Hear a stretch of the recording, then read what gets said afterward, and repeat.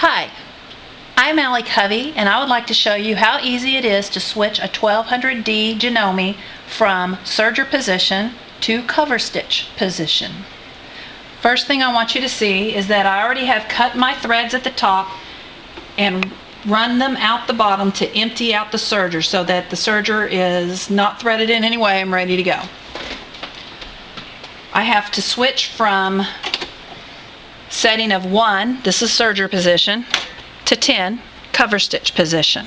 And it has everything, all the settings I need to change on my serger listed across here. First thing is I have to set differential feed to 1, and it's already there, and stitch length to 3, and it's already there. The next thing it shows is I have to have my needle in one of these 3 positions on the left side. There are 3 positions you can put your needle into. I want to do a wide cover stitch, so I'm going to put a needle in the first position and the 3rd position. So I'll change my needles.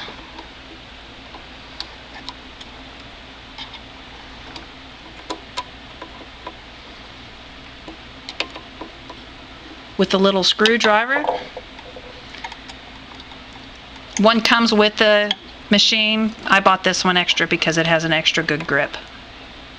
Makes it very easy to change my needles.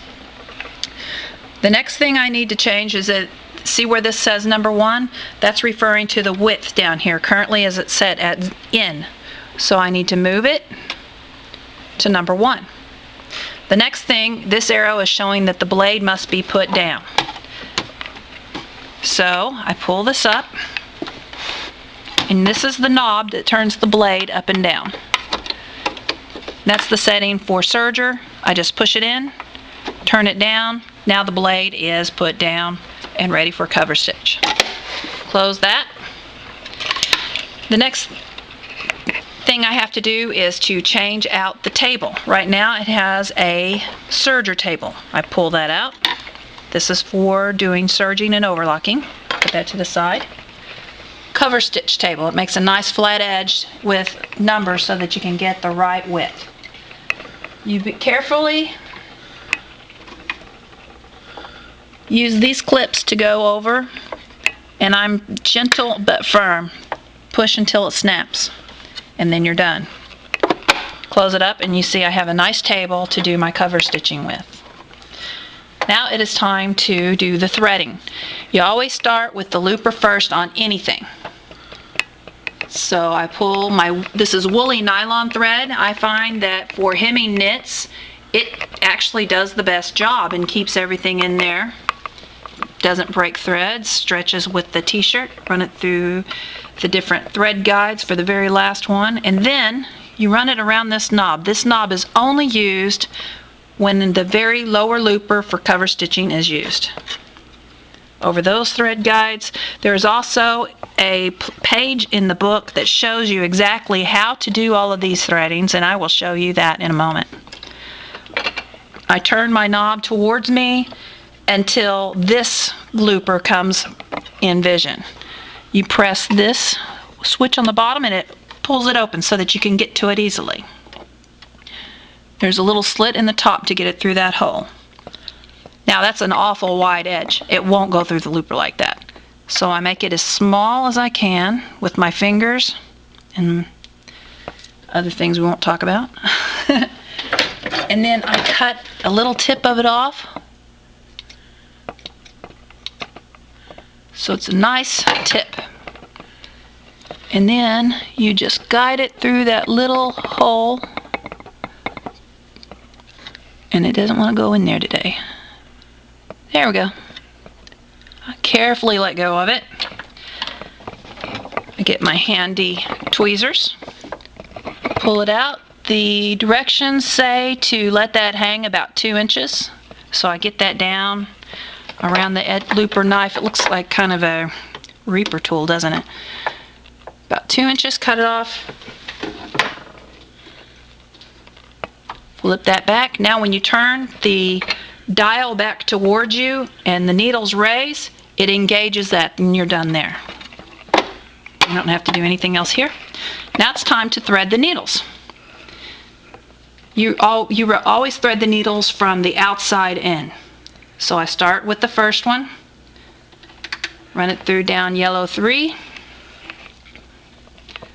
go through the thread guide, through that slit, and then here is your first looper to go through. You want to go through into that hole, and then it slips around. There's a little bar back there. Now it is behind that hole and behind this bar, in that hole behind that bar. Then I put it through the next bar to hold the thread in place. Then on a cover stitch, I put it through this bottom one also. That I find that if I don't use all 3 of these, it will pull, the thread will just pull right out of the needle. Now, do my little trick to make that stand up nice. Make sure the needles are as high as they'll go so that you can get to it, and then you have to thread the needles the old-fashioned way. There's that one. Time for number 2. Number 2 goes through the red tension dial, and I will show you that in the book in a moment.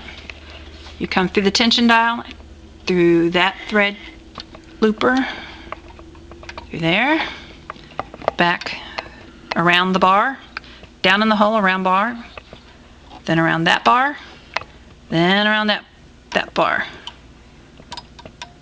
Okay, there are little metal things in there to help you keep the thread where it's supposed to be.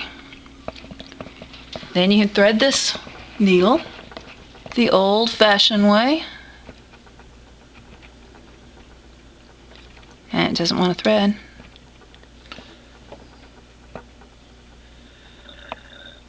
Got it. Okay. Pull it out behind. Now the next thing, it's really important to make sure that the thread is not wrapped around your needles. And I like to pull on the thread here and then kind of pull back here gently but firmly to make sure that your thread is in the tensions properly. I do the same thing with this one. I pull it forward a little, pull it back here just to make sure that they're perfectly in tension. The Janome User's Guide is very handy because it helps you to make sure you've done everything correctly. So this is the Janome instruction manual, and I refer to it often. You can see how it's been turned to many, many times. Flip through here to find the cover stitch. It has all the different stitches and shows how you thread them for each one. Even shows what you do with that particular stitch. Okay, cover hem wide is what I'm going to do. And you can see it shows to do first the looper there through the brown, and it goes around the tension and up through the looper as I did. Then the second thing you thread is the first needle threader. You can see it going through the yellow pattern, and it's color coordinated with the tensions as to which one you put it through. It makes it really simple. And here's the third one.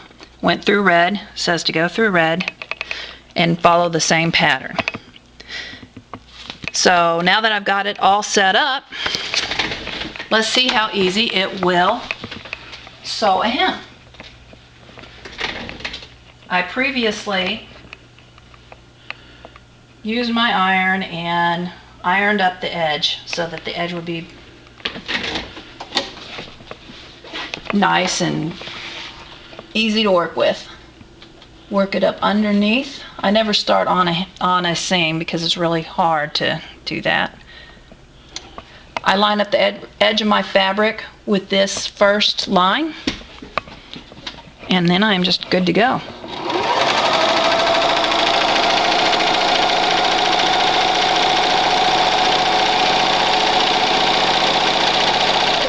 Okay, and that did it. I will take it off and show you my cover hitch.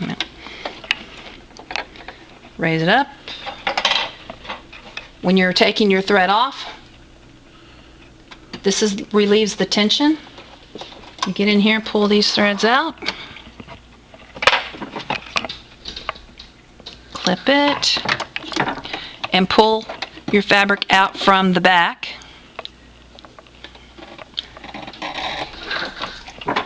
And that pulls the threads through, and then I have a nice little cover hem here on my t-shirt.